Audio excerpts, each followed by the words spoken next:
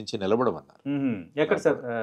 ఇక్కడ ఏ constituency, most probably Secunderabad నుంచి కానీ ఎనీ కాన్స్టిట్యున్సీ, ఈవెన్ ఇప్పుడు విశాఖపట్నం కానీ ఎక్కడైనా నిలబడ. అప్పుడు ఎందుకంటే బీజేపీ తెలుగుదేశం సికింద్రాబాద్ నుంచి నిల్చున్నట్టు గెలిచేవారేమో, ఎందుకంటే సికింద్రాబాద్ మంచి హాట్ సీట్ భారతీయ జనతా పార్టీకి. 2014 అంటే నాది సిబిఐ టెన్యూర్ అయిపోయింది, ఇంకా నేను మళ్ళీ స్టేట్కి రిటర్న్ వెళ్ళాలి.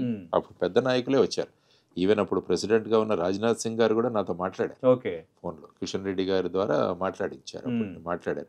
సర్వీస్ నుంచి బయటకు వచ్చిన తర్వాత మళ్ళీ ఆఫర్స్ రాలేదు. 2014లో అప్పుడు నాన్నగారు అన్నారు, నువ్వు ఇంకా పిల్లలు చిన్నగా ఉన్నారు, వాళ్ళు సెటిల్ అవ్వలేదు, రాజకీయాలు అన్నదానికి ఏది ఉండదు. ఎందుకంటే నాన్నగారు కూడా ఈ ఒక పబ్లిక్ సర్వెంట్, మైండ్ సెట్ అలా ఉంటుంది. రాజకీయాలు అంటే ఇట్స్ రిస్క్ ఏరియా అన్నది అనుకుంటున్నారు ఆలోచన.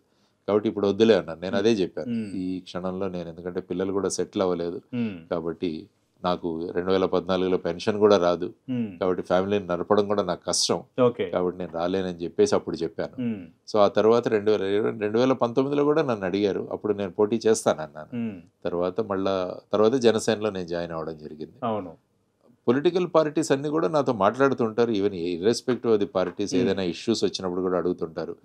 భారతీయ జనతా పార్టీ అయితే ఆఫర్ చేసింది 2014లో, ఆ టైంలో లేదు. 2019లో వాళ్ళు అడిగారు, నేను చెప్పాను, కానీ వాళ్ళే నెక్స్ట్ తర్వాత చూద్దాంలే అన్నారు.